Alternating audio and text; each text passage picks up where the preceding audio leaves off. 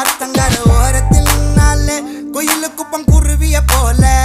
அக்கம் பக்கம் யாருக்கும் தெரியாம லுக்கு விட்ட பக்குன்னு மேல காத்தடிக்கும் தசையில என் மனச கழுத்த கட்டி இழுக்குது சேல ஆப்பத்துக்கு பாயா கறி போல ஆராயும்